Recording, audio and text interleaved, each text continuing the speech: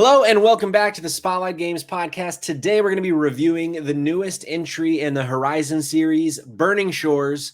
Xbox is apparently working on a mystery game and will be for the next decade. And Call of Duty is getting a board game for some weird reason. So we're going to talk about video games that should get a board game instead. Joining me as always, my sweet dumpster boy. I mean, you can just look at him and tell what a sweet boy he is. Oh, Cayman Darty. brother. Come on, brother. How you doing? Oh man, I'm doing all right. I'm doing good. How's he doing? All right. I'm doing good, man. Yeah. We put a house under contract. Under contract. This is news to me. It is. We put a house under contract. Here's the thing. Here's the big catch. We still have the inspection. Yeah. So when this episode goes live, when everyone at home is listening, they're driving to work, guess what? The inspection is probably going to be taking place. Yeah. And who knows how this is going to shake out in the end. Tell you what, the guy who inspected our house missed a fucking bunch. So let's hope that your inspector is a little better than ours was. Fuck. Yeah. I was worried that he would find a bunch of shit, but well, I mean, you do want him to find anything, but yeah. But the experience I didn't like was being like, hey, a year later, these things are wrong. And like the inspector should have found them. But hey, I don't need to bring this bad energy into this. It's all positive vibes. Kayla in the chat, congrats. Home buying is so stressful. It is so stressful. Okay, so here's the thing. Here's the thing I'll say. Everyone told me the most stressful time of your life is the day you get married. Don't get me wrong. It is stressful. This is months. Yeah. Of that same level of stress. Every little detail, every little document, you want to make sure everything is 100% certain. Yeah. Here's the thing. Got married. Wasn't really even concerned about the whole like getting married part. Buying a house though, I'm like super concerned because I'm like $300,000 for a house is probably more than a divorce. I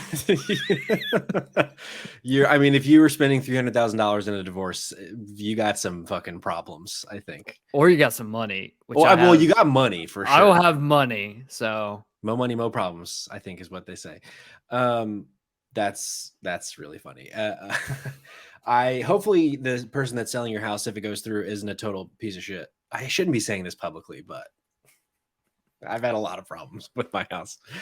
Nothing could happen.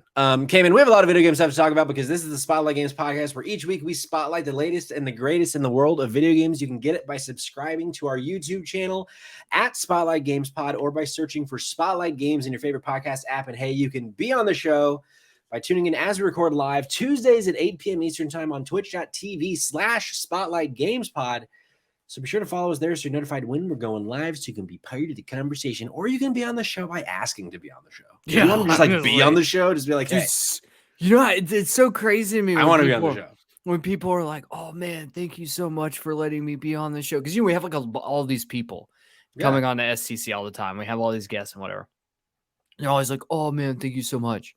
Thank you so much. I'm like, bro, all you literally had to do is just be like, hey, do you mind? I'm like, fuck no, man. Easy stuff. Correct. So yeah, this is a reminder. If you ever want to come on the show, you're more than welcome to. We have Cayman just stepped away. He has no idea I'm saying this. So I'm going to plug STV while he does that, and then he can plug STC. So this week, or last week rather, we had a new episode of Spotlight TV. We're covering this last season of Succession. We're doing it bi-weekly. So last week covered episodes 3 and 4. Next week, we're going to be back covering episodes 5 and 6 and so on and so forth. But we also have a new episode of Save Trash Cinema that is live today on the feed. Cayman, tell the folks at home about the newest episode of Save Trash Cinema, the podcast. Okay, so this is a weird one. And I know I say that a lot, but you just got to trust me here. We had a special guest on this week's episode. His name was Andy Marshall Roberts. Now, Andy Marshall Roberts is currently finishing up writing a book about the UK's video nasties. If you've never heard about the video nasties, this episode is very different than a normal episode we do for STC because instead of covering a movie, we're covering history. I wasn't on this episode, and I think it's one of my favorite episodes that this podcast has done because I learned so much listening to it, and it was a really fascinating interview. So yeah, this is my endorsement as someone who was not on the episode. to go listen to Yeah. today's episode of Say Trust to Know. It's also got a really cool name. It's called From Panic to Parliament: The History of the Video Nasties. It's a pretty cool name. Pretty cool name. That was like, it was like an inspiration moment. But yeah, basically, I just like, look, I recommend, like, if you know nothing about what the Video Nasties are, or like why this is incredibly topical for what's happening in the United States today, go listen to this episode. It is like a historical deep dive. It talks about a bunch of movies. He's an incredibly fascinating person and fountain of knowledge. Definitely a fountain of knowledge. But we talk about like the history of what that is, and then at the end of the episode, we have like a discussion about like what it means for today when censorship starts to overreach its bounds. And it's a really cool conversation. It was like a passion project episode for me. Yeah, because it is so different, and I've been wanting to do this since we started STC, and we did it. So fuck yeah! Look at that! Look at us! Look at us. Well, Cayman, why don't we jump into the show? As I said, we're going to be talking about Horizon Forbidden West, Burning Shores, the new DLC expansion. But before we get to that, I want to hear about what you've been playing. As we start all of our episodes with what we've been playing, I want to hear straight from the Dumpster Boy's mouth what you've been playing, bud. All right, so I got a shit review coming in. Ooh, spicy. Are you ready? Okay, so here's the thing. As you guys, if you were listening last week, you would know that I finally have come into possession of an Xbox Series S. Yes. All right. So there's a lot that I've missed out on the last couple of years that I wanted to go back and try.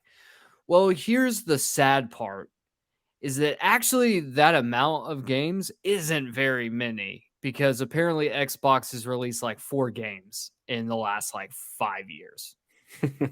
One of those games was called, I don't know if anyone's ever heard of it, but it was called Halo Infinite. Oh, yeah. And let me tell you guys and gals, this game fucking sucks. This game's bad. It's bad. It's a bad game. It's not a good game. It's not a great game. The multiplayer, have you been just doing the single player, or did you do some multiplayer too? Yeah, I'm not so even back in, like, I loved Halo back in the day, man. Halo 1, 2, 3, that was my fucking jam. Yeah, it was seminal. And I don't know, I never really got into, and I'm not a big like PvP multiplayer guy. Like, it's just not really my thing. Like, I love doing stuff like The Division and Destiny, but I never really enjoyed like the PvP modes and that stuff. I like being able to play with my friends. Yeah. I like stuff like that. And so I have it. Now I have a feeling that it probably works. Fundamentally, the gameplay itself isn't bad. It plays like Halo. Yeah. The problem is, this is not Halo. This is Far Cry in space. And your Master Chief. It's one of the most uninspiring open worlds I've ever been in. Oh my God. And it's just always like, hey, Master Chief, why don't you just stop by this little thing and help these people? I'm like, this is boring. Like, oh, you want me to go into this area and do the exact same thing I've done in all 40 areas before this that you've told me to go do? And the rewards aren't really even necessary. It's like, oh, do you want a new paint skin, or do you want a new cosmetic for multiplayer? I'm like, no. Like, what I want to do is just do the story beats, but even the story beats suck. Yeah, I never finished the campaign in Infinite, and it's like, it's just so shocking to me for such a celebrated and successful franchise. I mean, it struggled in its last few entries, but all they had to do was not fuck it up, which, like, obviously that's such a bigger, harder thing to do. Sure. But like, the fact that that game has been out for over a year now and like no one really talks about it, I think is such a huge failure on Xbox's part. It's like they have to start over at this point, I think. Yeah. Oh no, you have to reboot. Because I think here's the other problem, and this is probably one of the biggest problems I have, is one, the gameplay itself. Like, the combat, it feels like Halo, which is cool and stuff, but like, one of the biggest issues, I just did this mission where it was like, blow up a bunch of silos. Oh, that was like the last mission I did. And those silos are like all over the map. So it's like, okay, you can blow one up, and then now I have to figure out how to, if I'm not using fast travel, and some points I don't have fast travel. So what I'm going to have to do is I'm going to have to like try to figure out how to get a vehicle. And then the vehicle handling, if you're driving anything that isn't like a Covenant vehicle, it's terrible. Sure. is the worst vehicle. Is honestly, it even makes the vehicle handling in this game makes Far Cry 6 play like Gran Turismo. Interesting. Okay? So I never played 6 after our famous dude, Cayman review of that. Dude, I literally at one point while playing 6, I was on a horse, and all of a sudden the horse just went off a cliff. I don't even know what happened. I lost control of the horse. Happens. How do you lose control of a horse? It went off the flume right off a cliff. I died. I was like, fuck this shit. I'm done. This game sucks. So either way, I blow up this stuff, and I'm like, every single one is just, it's repetitive. It's monotonous, not fun. Yeah. So I finally do them all, and then it puts me in this area, and it's like, all right, now go in there. We're going to give you like a story thing. I'm like, okay, cool. So we go in this area, and I'm like, okay, this whole area looks the exact same as all 50 areas I've been to before inside of here. None of this is cool. And then it drops this story beat, and I'm like, what the fuck does this even mean? I had to go on YouTube. I had to look up a video. Even the video couldn't explain how we got here in the game. And I'm like, I don't know how you guys shit the bed this bad. Yeah. And I think the thing is like, I think 343 knows what they're doing on how to make combat feel good. Yeah.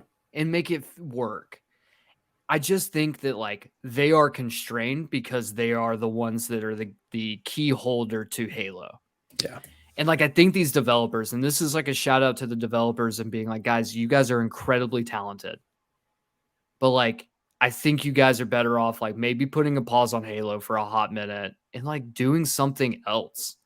And then go back to Halo if you're feeling like there's something there to make this something better. Cause like the Halo formula I don't think it really works anymore. Well, I think so. When the multiplayer beta dropped, I had so much fun with it. And the multiplayer did well at first, but then they just like didn't support it. They didn't really add a whole lot of new stuff. And its battle pass was like totally fucking like kind of gotcha bullshit.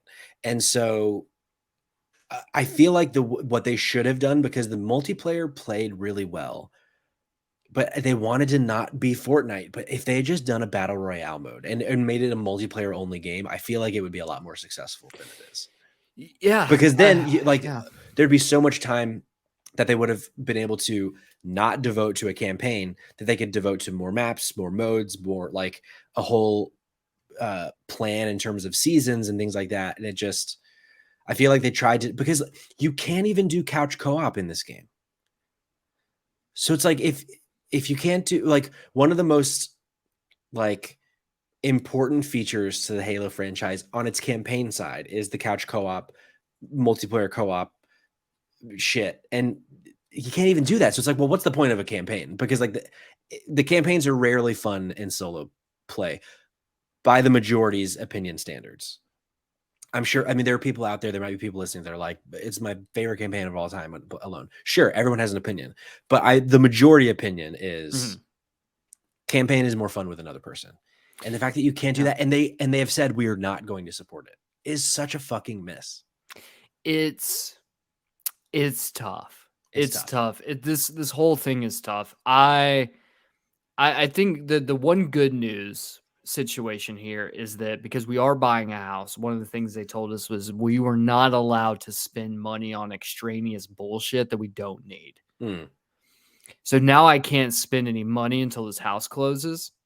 And so now I'm just stuck. So I'm just going to have to ride the wave. Either that or I'm just going to spend the next month playing nothing but Power Wash Simulator, which like, honestly, I'd do it. I'd take it. Yeah. You know, I will say there is something I do want to point out. Completely unrelated to this. It's not something I've been playing. Something my wife has been playing. Okay. Sydney has been playing Breath of the Wild. Hell yeah. She's like 30 hours in already. Fuck yeah. And she loves it. It's so good. And so I'm not saying that my opinion was wrong, because my opinion was not that it was a bad game. It was just that like it wasn't a game that really was for me in the beginning. Sure. Like I definitely think that like, you know, I think I'm wrong. I think I'm wrong. Like I think that like, but I don't know if I could ever go back. It's like it's like a position now. Sure. No, I mean you definitely are wrong. Fair. Yeah. I think the thing though is that we're all wrong at some points in our life, you know? Also fair. Yeah. Yeah. You know what's not wrong, Cayman? Tell me. Horizon Forbidden West Burning Shores. Mm. I have been playing Rogue Legacy 2 as well, but I've not been playing a ton of it. So I'm going to save those impressions for next week because I've been playing a lot of Burning Shores, so much so that I got all the trophies.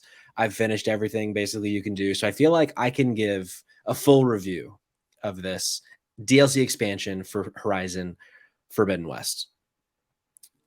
Send out a little note to the audience. I have a few audience submissions as well.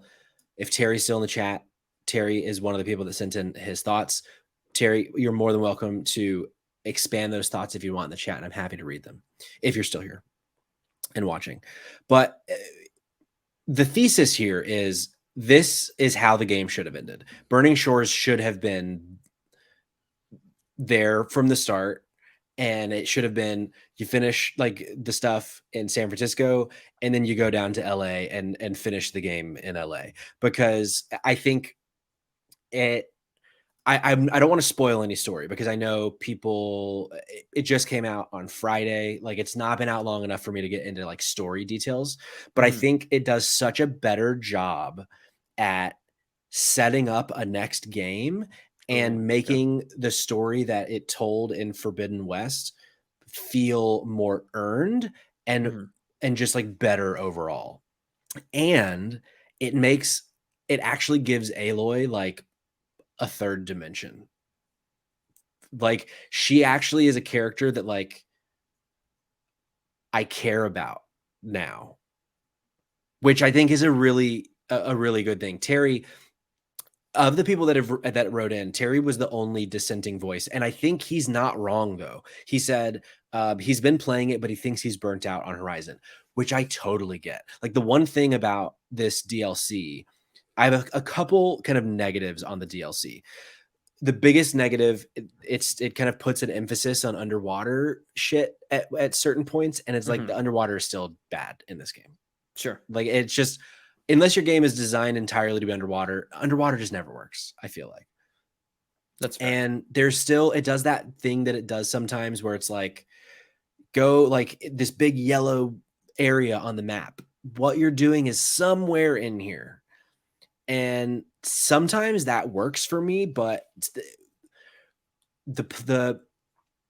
like, it's weird. It's like it's a pro and a con. This game, or this the Burning Shores section is a lot more vertical, because you might remember at the end of Forbidden West is when you get the ability to have a flying mount. You can fly a Sunwing at the end of Forbidden West. So like by the point that you get that, there's not a whole lot of the game left. Like there's other exploring you can do, but like it very much is a game, it seems, designed for fast travel, for running around on the ground mounts, or just running around as Aloy.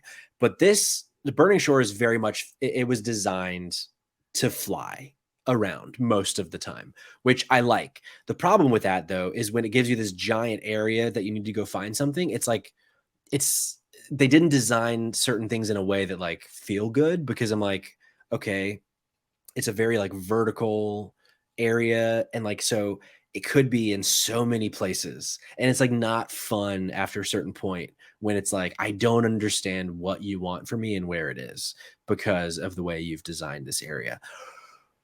But like that's it. Those are like the only negative things I have to say about it. However, it's just more Horizon. So like if you're over Horizon at this point, this isn't for you. Like you're not going to vibe with this.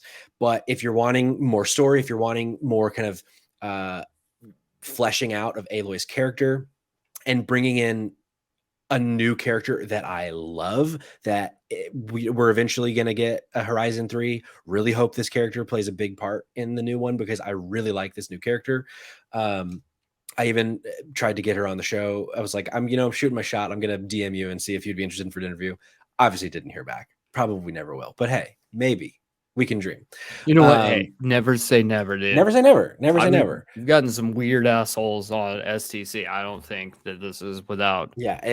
Kylie, if you're listening to this for some odd reason, but you didn't respond to me, I'd still love to chat. I think you're very talented. We're being vetted. I said the word asshole. But here's the thing.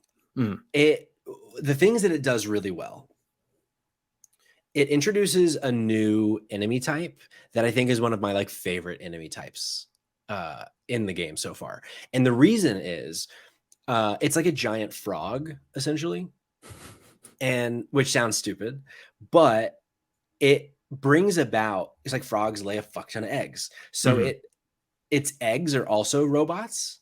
And so something that I realized about Horizon that I hadn't really like pinpointed before is that so often you're just fighting a bunch of really big things, and it can become really overwhelming, and it can become like a bit rote. Like you're constantly just running and trying to take down like 2 fucking T-Rexes, and it just like, I don't know, there's not a lot of variety sometimes in like big battles.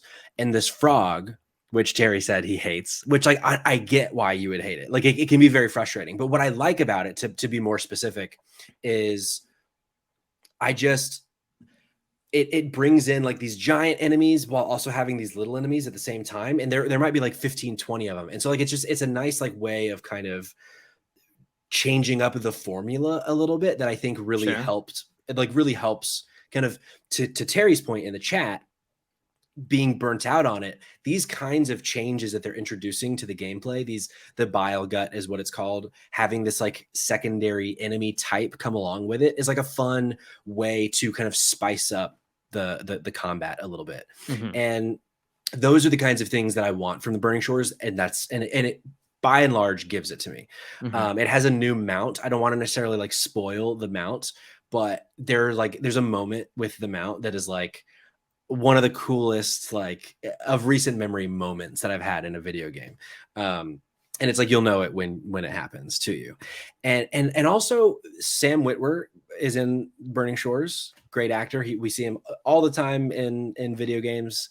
Most recently in Callisto Protocol. He basically plays like rich fuckboy 101, and like I kind of really love this villain that he plays. I love to hate this villain that he plays, and it's like it provides like a nice goal to go toward, of like, I really want to fuck this guy up because he sucks. Oh, I heard you started with you were saying I really want to fuck this guy. I mean, he is handsome. You paused there, then you said up. He is handsome. I'm just saying, he's a nice little quaff. He look, he's got range. Okay, he's got range. He's got range. He's got range. Also, it does, you know, if you listen to our review months, over a year ago at this point, one of the shining things about Forbidden West for both you and me was the side questing. It has some great side quests. Like they put love into the side quests as well. And so like things that you would kind of expect from a Horizon game are here. Great performances, great side quests, great combat that they've now kind of spruced up and taken to the next level. Our boy Lance Reddick, we really loved seeing a little bit of him in it too. I know, I was gonna ask, but do they do like do they at least give like an in memoriam at the end of the game, like a call out to him? They don't, that I noticed. Maybe they do and I didn't notice it. But, and this is, you might potentially interpret this as light spoilers, but I really don't think it would be. Like, it seems like the plan is for Lance Reddick to be a very big character in the third game, and I don't know how they're gonna do that, because Lance Reddick is kind of like the connective tissue for the DLC. This is the very first thing that'll happen. Essentially, he calls you. He's like, "Hey, there's this thing you need to go look into down south," and so like he's kind of the connective tissue there. And it's like, I don't know. It seems like he's going to be. They want this character to play a really big role in whatever the third Horizon is going to be. So I'm like, that's a bummer. Like it. But on the positive side, it was nice to see and hear his voice again, and get a little bit more of our boy Silence in it. But I want to bring Terry in. He wrote a little bit more. So I truly wish the DLC was integrated into the story. That's my biggest issue. It introduces new characters that fit into the world so well and would have definitely added about 10 to 15 more hours to the base game. I haven't finished the DLC because I'm feeling kind of burnt out. Had I been able to experience this during the base game, I think I'd feel differently. I think you're totally right. I think if this was for people that are going to jump into the game now for the first time from the very beginning, they will like, it'll flow really nicely for them, because in case you don't know, you can't play the DLC until you finish the main story. Sure. And so it is basically like an epilogue, like a 10-hour epilogue, that, you know, as Terry said, introduces new characters and tells a really cool story. But so I hadn't played it since last February. Terry, I'm not sure when you played it, but for me, that like 14-month gap was enough for me to not feel burnt out. But if Horizon 3 were to be announced tomorrow to be coming in the fall, I'd be like, I don't need it right now. Like I can take some time for the next Honestly, Horizon. I kind of like, I know it's been like a year already since the game launched. It's been a year since I platinumed it. And I'm like, yeah, I don't know. I could go a couple more years, honestly. Yeah. Which I think like that's what works. I think that's like, not to circle back to the whole Halo problem, but I think a problem that Sony doesn't have is that they can let their IPs breathe. So something like Horizon, you can let it breathe for a couple of years or a few years. Yeah. And then people are really excited when you announce the third, you know, whatever the sequel is or XYZ, kind of like Spider-Man, where it's like, we've had enough time between Miles Morales and the upcoming Spider-Man 2 that like, I don't feel like I'm going to have Spider-Man fatigue unless it's me going to the movie theater to watch another Spider-Man movie, which yes, that is indeed fatigue, not for Spider-Man, just because please stop making so many movies. Sure. I can't do in TV shows. Just take some time off, guys. Sure. But like that's so I feel like that's something that they have going for them, where I don't know if Microsoft necessarily has the luxury to be like, we can take we kind of have to, like, you can't not be working on Halo right now, right? Sure. So I can understand the two. I also can understand the issue of just like open world fatigue. Just something that like I very much have been enjoying, and probably is one of the reasons why I haven't been enjoying Halo that much, is because like I actually, outside of all of the bugs and all of the mess, like I enjoyed High on Life for the fact that it was like an 6 to 8 hour long campaign, really nothing else going on with it, just kind of get in, get out. And that's nice. It's kind of like why I'm like probably the most excited about like Dead Island 2, which the reviews have been pretty good. Yeah. And Pretty good. like I like the idea. It's like it's not open world anymore. Like it's now like you go into like a new chunk, and then this new chunk is very special for what it is. Whereas I think like I feel like we're at a point where I think we need to start coming back to the drawing board to recalibrate like what an open world game needs to be. Sure. I think Elden Ring did a really good job of like kind of bucking the trend of like what open worlds have become. The Ubisoft formula it's just needs to die. Yeah. Like we need something fresh, something new. I don't mind the idea of like having a game that like all my buddies get into. We play for a long time and we have, you know, reasons. That's why I liked Division so much, is because like I could just jump in. It didn't really feel like an open world game where it was like, go here and liberate this camp. Yeah. And then go here and do the exact same thing, except we're not going to call it liberating a camp. So like the burnout for stuff like that. And I feel like that was one of my biggest issues with Horizon Forbidden West, was like there was just so much. The map was so big. And by the end of the game, I was like, I'm just ready to get this platinum and just be done with it. Like, I will say, like in Burning Shores, there is a lot of fluff in it. Like there's like these camps of humans and things like that, but they do introduce a few collectible types that I was really impressed by. And like it's things that you hadn't done before in Forbidden West, because they're kind of mount focus is the one that I'm specifically referencing. And that's the kind of shit that Horizon 3 needs to lean into and figure out, because by and large, everyone liked Forbidden West, but no one was like, this game is the moment. This game is the reason to have a PS5 or to have a PlayStation in general. It's just a really good open world game. And I feel like for Horizon 3, I don't know that will be good for the brand if Horizon 3 is just, it's good again. I feel like and maybe it's fucking somehow going to space. Like, I don't know what it is, but it's like something that to change up the formula more than just, okay, now we're going even more south. Now we're in Mexico, or now we're like in Arizona or whatever. More than a new location, I feel like we need a little bit more of something from like a deep like gameplay systems perspective.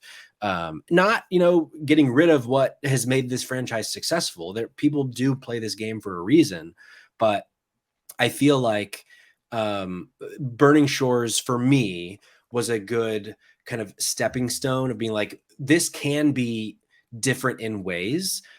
Now I want to see how can it be different in even more ways, and like how can you evolve the formula even more than you already have. And so, yeah, and I want to bring in a couple other folks from the audience that wrote in. Liv from Between Two Gamers, another gaming podcast on the internet. I finished the story, but there's still stuff to explore, so I'm not done playing it, but I'm really enjoying it so far. So another positive sentiment there. And then Gray, friend of the show and PSVR correspondent for Spotlight Games, says, I love it, but I'm still trying to figure out why it's PS5 only, though, which I thought was interesting. That the idea of it being PS5 only. I think the easy answer is probably, if you're only making it for the PS5 version, it's less work. But I do think there is a lot happening in this game, more so than in Forbidden West.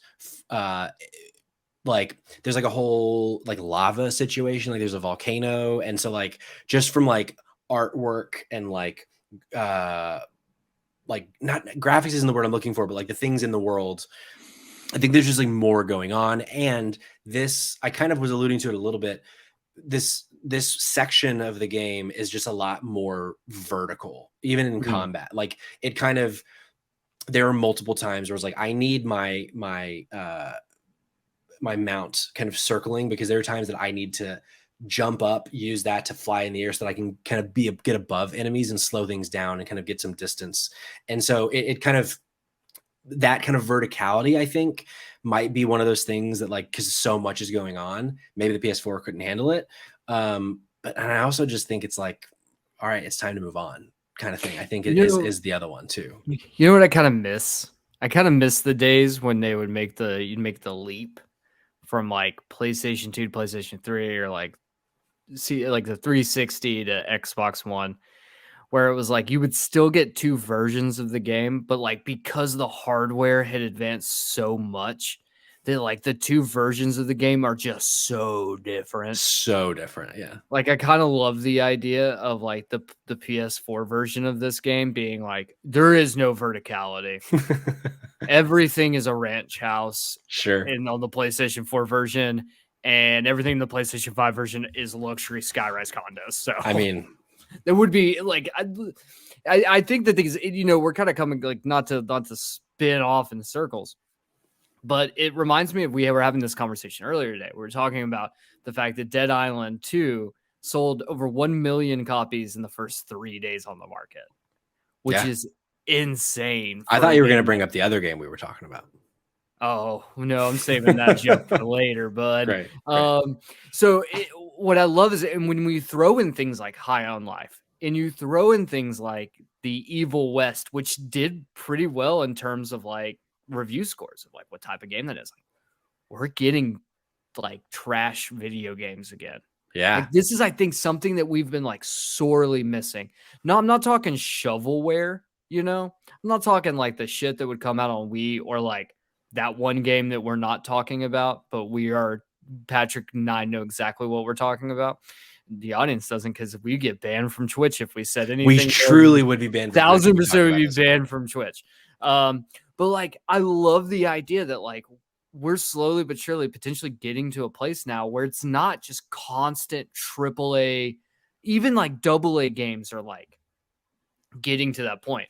There's no middle ground anymore. It's either your indie games, or like you are this, you're for Horizon Forbidden West size and caliber game. Yeah. We need more games that just fit in that weird bubble in the middle. That's like just weird. We need weird games, guys. Yeah. I love weird. So I'm hoping that maybe some of the success from some of these weird AA games can impact the way that these big AAA games, something like Horizon 3, can take some examples from some of these smaller games, being like, you guys are finding success making money on a much smaller, budget than what we have. And don't get me wrong, like Dead Island 2 has been in development for like 42 years, I think, at this point. How old am I? 32? Yeah, it's like 57 years, I think it's been in development. Correct. But like, I'm hoping that they can start implementing some of that like more toned down shit, because like that experience, I feel like sometimes we need that experience to be pulled that like in. popcorn experience for sure. Yeah, tighten it up a little bit more. Yeah. Last thing I want to say about Horizon, and then I want to give a shout out as well. But I think if you're a fan of Horizon and if you're not burnt out, I think it's a must play. I think the story that it tells is really, really fascinating. And also something that I forgot to mention until now, the final boss fight in this is like maybe the best Horizon thing we've gotten so far. Like it is, if that was the end of Horizon Forbidden West, I think people's tune would have been a lot different about Horizon Forbidden West. It's kind of awesome. Bummer. It's kind of a bummer though. It's a total bummer that now you have to, like, it's a $20 extra fee to get what is the cooler ending for Horizon Forbidden West, and objectively, in my opinion, subjectively, the best boss fight that we have ever had in a Horizon game by a fucking mile. It's awesome. Like if you love Horizon and you love the spectacle and the big fucking fights, if you love fighting like the Slaughter Spines and the Thunder Maws or whatever the fuck, Thunder Jaws, you gotta play to the end of just mainline the main quest and play the final boss fight because it's fucking cool. Patrick, I just want to jump in, and I want to piggyback off of what you just said. Do you remember the game came out, I think, on the PlayStation 3 called Azura's Wrath? I remember it, but I never played it. Okay. You don't need to play it. Honestly, I don't even know if you could play it at this point. However, when the game launched, it didn't have an ending. The ending released as paid DLC. That happened for Prince of Persia too. Oh, fuck, you're right. Yeah, I was so fucking pissed because that was before I really knew a lot about video games. I just bought and played the ones that I thought looked cool. And I get to the end of the game and I'm like, this is not a fucking ending. What do you like? How? And then years later, I find out by listening to a podcast that there was a DLC ending that they released that I never heard about. So I never knew how the game fucking ended because I wasn't a part of the fucking memo. Bullshit. But fucking bullshit. I do want to give a shout out. If you're still out in the chat, 29 hours 1-to-1 rule said, hey, just heard about this podcast on Love, Sex, and Stuff, and you just happen to be live now. Thanks for being here. Yeah, if there are any new listeners or viewers for this episode, I recently had a little call-in segment on a show, a podcast that we've mentioned a few times in our history here, one of the Kind of Funny podcasts. And we talked a little bit about Spotlight Games on there, and there might be some best friends out there that know about our show now. So if you're here, welcome. I hope you enjoy what you're listening to or what you're watching. And hey, if you want to be on the show, let us know. Cayman, any final questions on Burning Shores before we move on? No. Fantastic. Well, let's talk a little bit about Xbox. We talked about your experience with Halo Infinite earlier, but there's some interesting things happening in the world of Xbox. On this show, we've talked multiple times about the ongoing acquisition troubles, the court conversations, all that shit between Xbox and PlayStation and Congress and the fucking STC, everybody.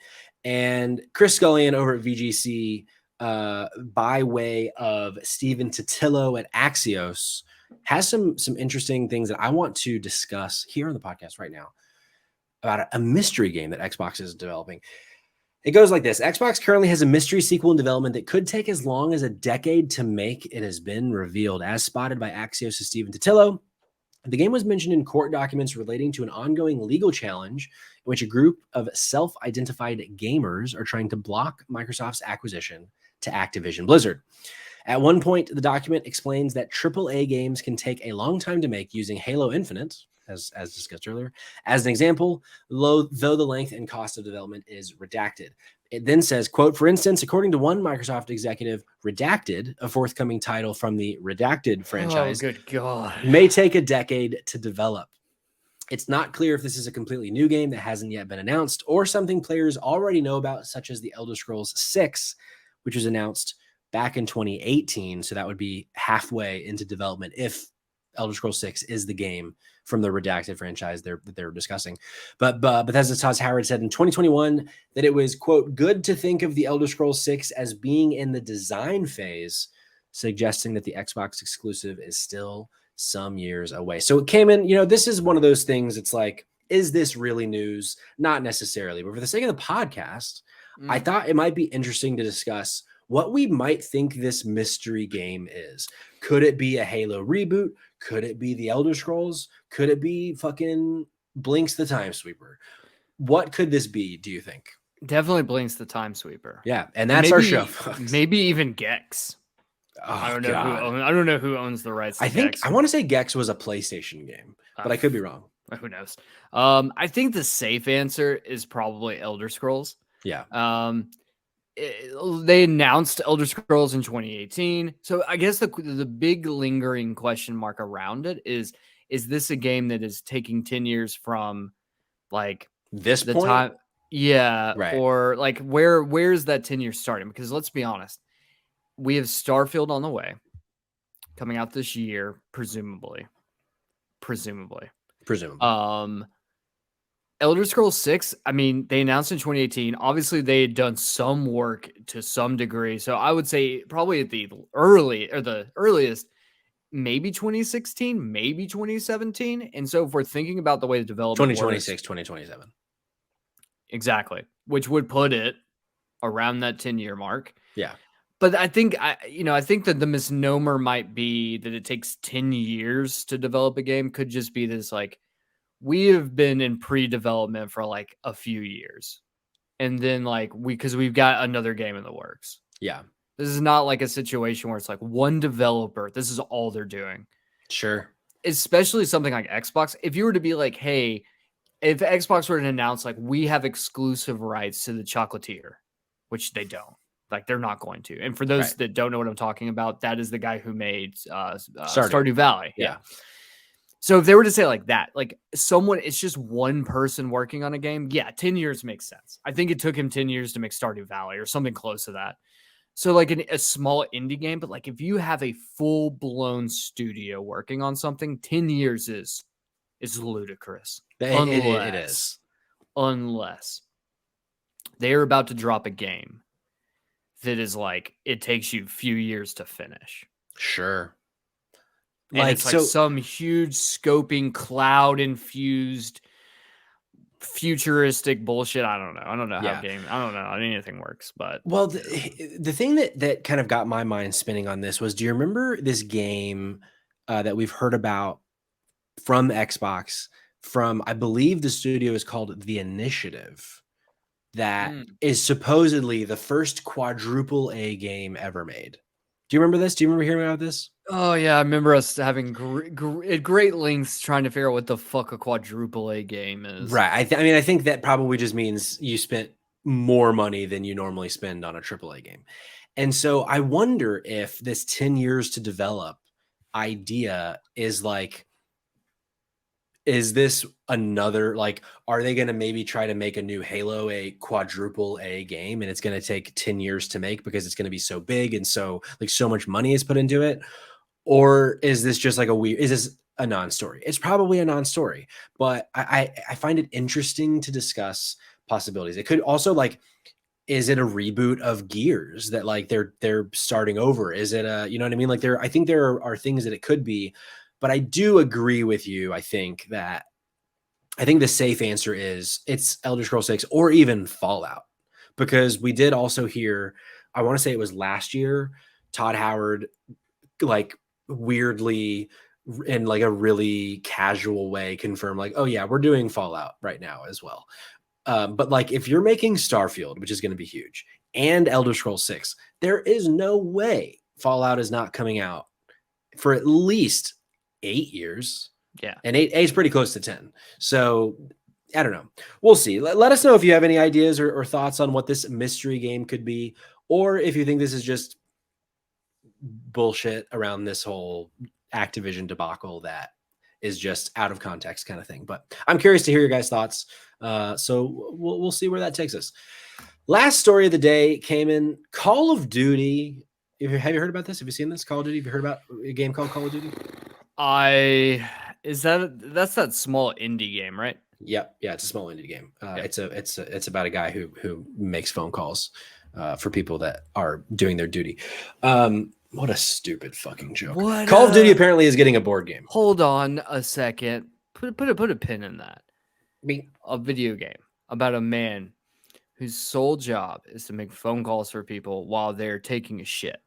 Ooh, while they're having a duty, sure. So like it's kind of like Overcooked, but you're running from bathroom stall to bathroom stall to grab people's cell phones to make calls to tell their loved ones they're not going to make it to their cousin's wedding because they're just having real bad diarrhea. Just shitting themselves, sure. Yeah. There is a market there.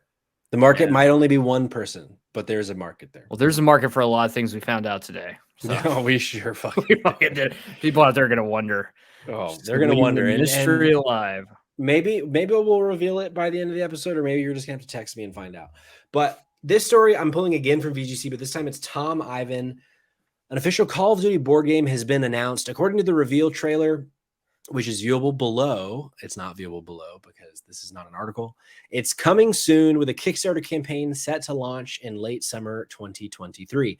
The project is a collaboration between Call of Duty owner Activision and board game publisher Arcane Wonders. Sidebar, excuse me, Activision, you need a fucking Kickstarter for this? That's what I was wondering right off the bat. Like, go fuck off. Yeah, fuck off. Quote, get ready for the ultimate Call of Duty tabletop experience, reads the blurb accompanying the reveal trailer. We're excited to announce the upcoming release of Call of Duty, the board game, a thrilling new strategy game based on the popular video game franchise, with intense combat, tactical planning, and stunning artwork featuring miniatures of iconic soldiers and weapons from the series. This game is sure to satisfy any Call of Duty fan.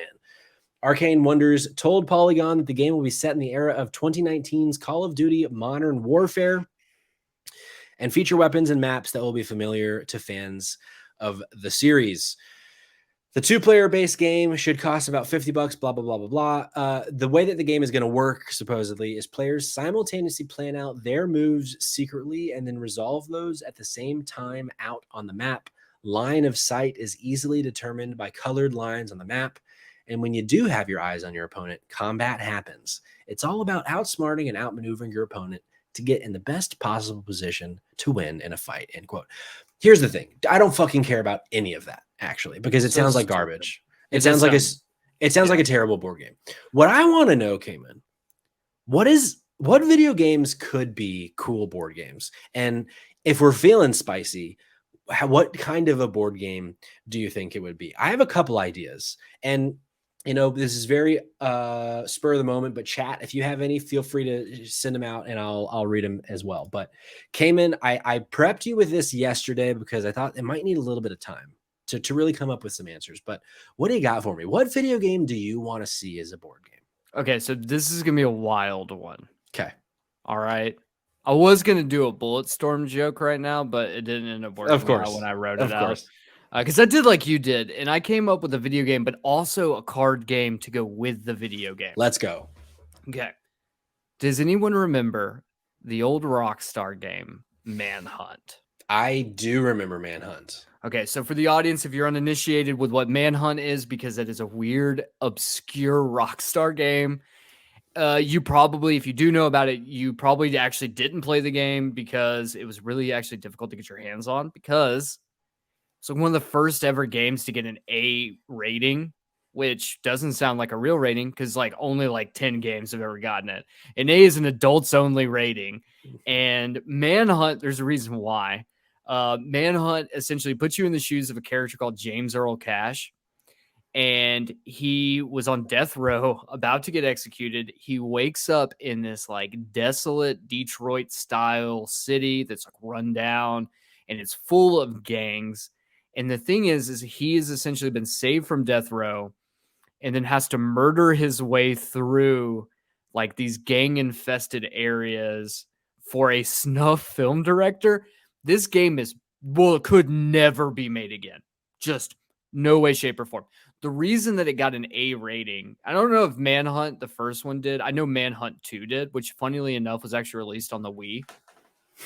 So that's something to think about. For all either the way, part of the big reason that it got such a crazy high review. Also, Brian Cox voiced the villain in the game. Did you know that? I didn't know. Yeah, Logan Roy from Secession voiced the fucking dude who's getting his rocks off watching people die. Our favorite Scotsman from Dundee. How about that? So my game, let me back up. The reason why I got an A rating is because you could literally murder people with things like severed heads. Wow. Okay. In the second game, Manhunt 2, they had to actually cut out the part that there was multiple kills, executions, where you could choke a person to death with a dildo. Wow. Patrick. Yeah. This is, I think, the first time we've said dildo since we started this show too. That's what we were known for a while. Sure. Yeah. I remember the very first episode. Someone thought it was going to be a dildo podcast. That was the first text we ever got about the podcast. Still think we should do that. But so either way, here's my game. It's Cards Against Humanity style game where the dealer plays a card that tells you essentially who your victim is and where your victim's located. And then you have to play a card to that is whatever murder weapon that you have at your disposal. So it could be anything. Could be a baseball bat with nails in it. Could be just a simple handgun. Here's the thing. Who cares about a handgun when you can kill a person with a dildo? Yeah, there you go. What I'm saying is there a storytelling aspect to this? Absolutely. Where you have to So I was wondering. I guess you could if we want. You can you can paint the scene about how you're going to do this murder with a dildo. Yes, I think I like that idea that you do have to paint the scene with it. So it'd be like, hey, here comes a big old fat boy. Yeah. Big old chubby wubby boy. Yeah. And you get to beat him to death with a baseball bat, but it doesn't have nails in it. It's just covered in chocolate. A chocolate covered base. I don't know, man. Who knows? Your imagination runs wild here. But basically, you just get a bunch of weird things, and then you have to figure out the funniest way to kill them. Okay. Honestly, I'm fucked up in the head, but I'd play it. You would play that game. I would play it. Yeah. Don't act like you wouldn't. Don't act like if I busted that out at a party one night, you would be like, I'm sitting this out. No, you wouldn't. You'd play. You certainly would play that game. Let's go a little let's go a little more family friendly with my first entry. Boring, sure. What about a Sims board game? And you might be like, Patrick, how would you make a Sims board game? Because so much of the game is building a house. It's life meets Legos, dog. You could fucking make so much money with a Sims board game where you're dealing, you're pulling the cards. You pulled the military job card. So, it sucks, but you're going to make a lot of money doing it. And maybe they're house rules for cheat codes for money and shit like that, but then you get to actually physically build your house in the space with Legos. That'd be pretty fucking cool. That is pretty fucking cool. And they could sell fucking board game DLC out the ass. You could sell fucking Victorian add-on packs, fucking modern add-on packs, fucking deco bullshit. You could sell so many pack, yeah. I mean, fucking Steve Sims, give me a call because I can make you a lot of money. I can make you a lot of fucking money, brother. Oh, brother. All right. Okay. Let me throw you this one. This one's off the top of the dome. I have a second one written down. Great. I thought about something great. Surgeon Simulator. Okay. But it's Operation. Here's the thing, though. The whole thing with Surgeon Simulator is that the controls are like a Goat Simulator or any of those goofy simulators where everything's just fucking chaos. So here's the thing. To do it, you have to wear those beer goggles where you can barely see, and then Mickey Mouse gloves. Yes. And then you're trying to pull organs out. It's like Operation, but you can't use your hands or see very well. So you're just fucking goofing around. And also, we'll just throw booze in there for some reason. Yeah. Because it'd just be funny if you were drunk. It'd be a great drinking game. Yeah. Honestly, Operation is probably a great drinking game. Actually, it's honestly, I think a lot of my anxiety as an adult comes from playing too much Operation as a kid. Yeah, that tracks. Fear of the zip. Terrifying. Still terrifying to say. I don't think I could play Operation right now. I don't think you could ever perform surgery today. because of that. Well, I'm always drunk, so probably not. Another one that I thought of, and I think this one needs some finessing, but again, I'm selling on name alone, essentially, because picture. Let me paint the scene for you for this game. Paint the scene, baby. You and you're a child here. Let's say you're 12.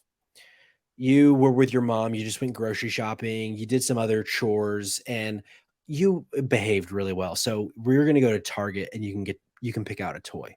Okay. You're walking down the toy aisle, and what's always next to the toy aisle in Target? The board game aisle. What board game is there? Fortnite. You might say, how could Fortnite be a board game? As he takes his headphones out. No, you got to put them back. I got to sell this to you. So you might think Fortnite is a board game. This is bullshit. But again, it goes back to the point of you could monetize fucking getting every character as little add-ons. But I think what could make it interesting, it'd have to be, you have to have a lot of people in the room to play this battle royale, but it could be like a dice rolling kind of game. Like the way that you beat the person and stay alive in this battle royale is with an old D&D style dice roll. Maybe you got to roll for initiative. Maybe you got to fucking depending on, like, if you have an SMG, you have a certain dice. If you have fucking the Mandalorian's rifle, you have a certain dice. Or if a gremlin is your gun, you have a certain dice. Like it can lean into that crazy nature of Fortnite while making a lot of fucking money, brother. Just saying, it could work. I love it. My actual one that I wrote down, the Manhunt one I wrote down, the Surgeon Simulator I didn't, but that was a great idea. Off the top it's a great idea. I just want to say that. So my last idea that I had, Patrick, we recently got in a game that we hadn't played because we were like, oh, the rules seem too difficult and no one ever wants to learn new rules. They just want something easy. Well, then we played it and we're like, oh, actually, this game is super easy to play. So basically what happens is you can have up to 4 survivors and you have 1 killer. So you have 5 people playing. Okay. What the survivors have to do is they have to draw cards off the deck. Those cards can be anything. They can be like, you can collect certain ones that'll basically, so the game's called Don't Get Stabbed. So basically you can pull a card and the card would be like, you named it. I love that. No, that's the name of the card game. Oh, that's like I'm saying, I'm saying I got it off the Amazon back of the truck deal for like $5. Totally worth the purchase. But either way, you pull it off. Like one of them would be something like, it could be something along the lines of like, go have sex in the woods. Or it would be, and so if you collect 3 or 4 of those cards, 3 of those cards, if you get 3 of them, then you can play them to pull from another deck. That other deck gives you the ability to spell out the word car. If you can spell out car, the survivors win. Now, the killer, on the other hand, also gets cards. And those cards can cause other things to happen. In the deck, there's also cards that are called stab cards. If you get 3 stab cards, you're dead. You're out of the game. You can't be revived, nothing. Okay. So it's basically like a risk reward. You're drawing cards. The killer can play cards that can essentially cause you to get stabbed early. They can cause you to lose one of your letters of car. They can add stabs into the deck to get it to where you can get stabbed like quick. And then the other people, they can pull cards that are action cards as well. They could be like, if I get stabbed, I can use a healing aid, a first aid kit, either way, something like that. Okay. Hear me out. I'm hearing. We literally don't have to change anything about this game. Dead by Daylight. Just branded as Dead by Daylight. Just fucking brand it. And this is the thing. All you have to do is complete 4 generators.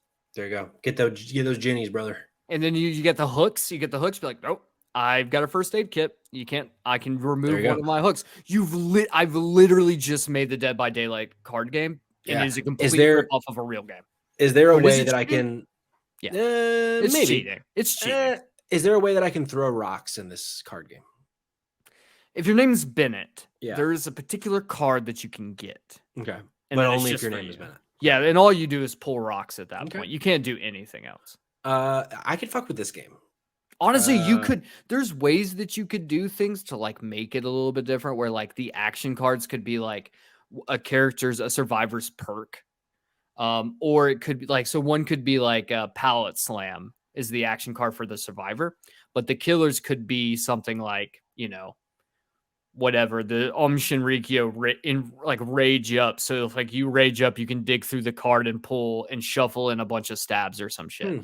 So like I'm like in my head, I'm like, there's ways that you could alter the way the action cards work. And if you alter instead of it being car, it's 4 generators, stuff like that. Like you could alter it. You literally just made the Dead by Daylight card game. Yeah, you spell out dead instead of car. I'm just saying. We're just saying. Developers, I don't know if this is copyright infringement, but hit me up, bro. Hit us up. We got one from the chat. Terry, Marvel Snap, but as a co-op dungeon crawler thing. So I don't know if y'all know the game Munchkin, but it's essentially that, but with Marvel Snap. I don't know Munchkin, but I did a quick little Google search and I see what you're putting down. And I could see turning Marvel Snap into this game and making a lot of fucking money, which makes me actually think of another thing. What's your problem, Patrick? All you're doing right now is trying to figure out ways to monetize board games. Do I not live in a capitalist society? Is this not the whole point is to make fucking money? I mean, we're making money, brother.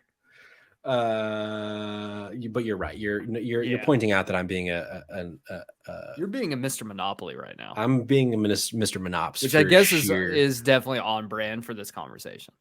Something that I do think needs to happen, Cayman, is taking some board games, quote unquote, in video games and make them real. I'm talking Gwent. I'm talking, I don't remember what it's called, but the dice game in Assassin's Creed Valhalla fucking ripped. Like we need to turn those games into real games. I did just see recently, who's the developer that we really love? Devolver turned Inscription. I believe it's Devolver did this at their store. You can buy an Inscription card game, physical card game. Oh shit, that's cool. Which I'm considering doing, but it's like I would probably never play it. But do you know there is one game I've actually taken and made in real life in the real world from a video game?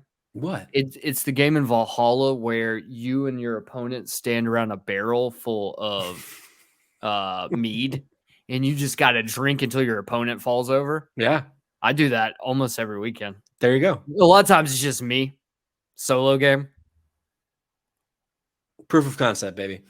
Let us know, if this, listening to this conversation, if it's inspired you to come up with an idea that's going to make you a lot of fucking money.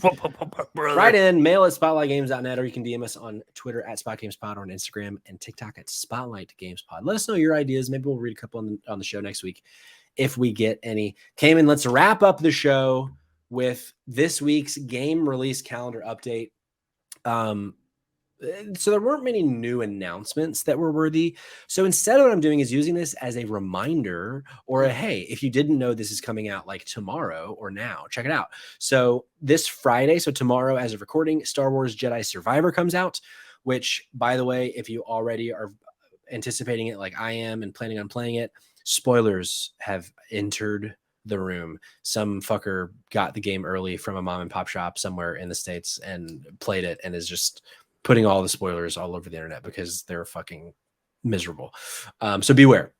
Also, next week on May 2nd, Redfall hits Game Pass and PC.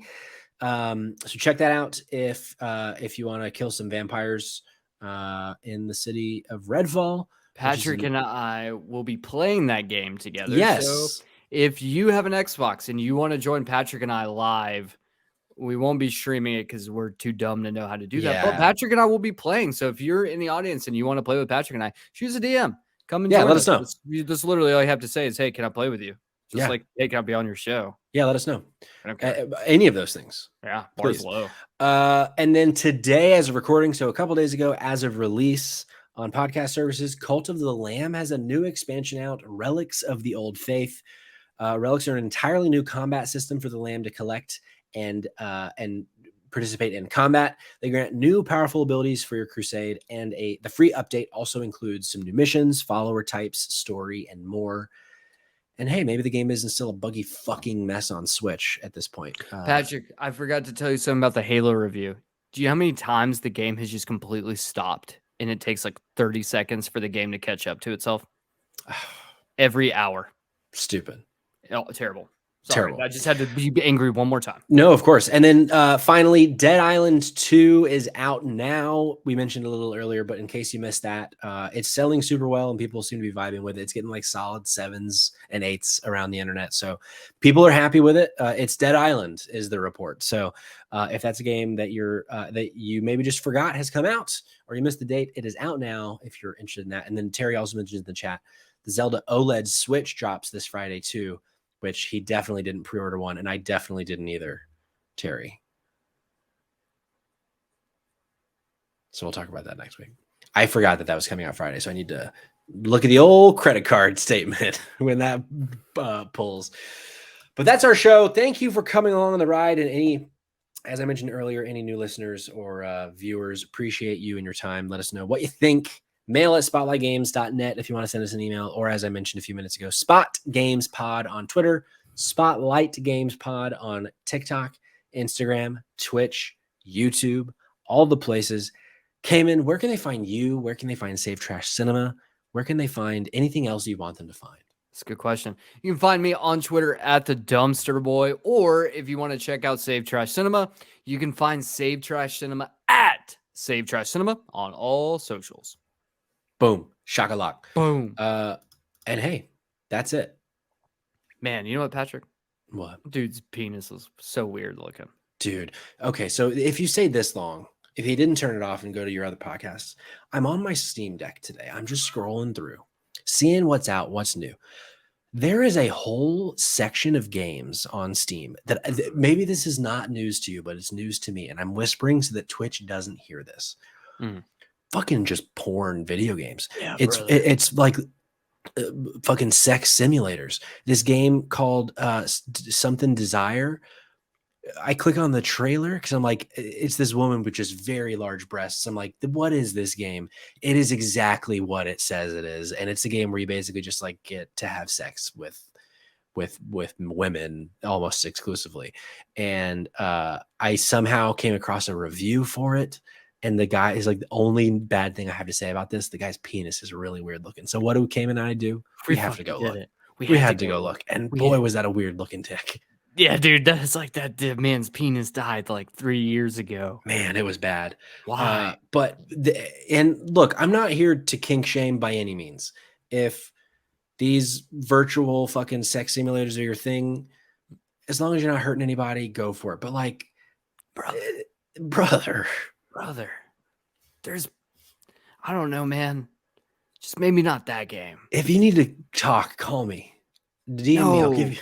No, don't call me. Yeah, don't call me. At this point, you need a therapist. But man, I was like, I can't believe, and there are so many of these games. Why? In the like suggested section, it was just scrolling and scrolling and scrolling. I'm like, man, there's some weird shit out there. And I guess PlayStation and Xbox and Switch have rules that Steam doesn't have, because you cannot get Dream Desire or whatever the fuck this game was called on those consoles. Dude, Steam is like the rule 34. If you can think of it, there's porn of it. Apparently. And that's what Steam is right now. You've unlocked the dark version of Steam. Gabe Newell's out there feeling he's judging all of your search history right now, dude. Yeah. Me too. Yeah. Me too. Me too. Well, hey, if you're still listening and you're not Googling it right now, I'll tell you, you're not going to find what you're looking for on YouTube uncensored. You got to go to Pornhub for this. You got to go to the website. Man, I don't do it though. Please don't do it. Don't do it. It's called Dreams of Desires or Desires of Dreams. Don't do it though. Definitely don't do it. Definitely don't do it. Definitive edition. Bye now.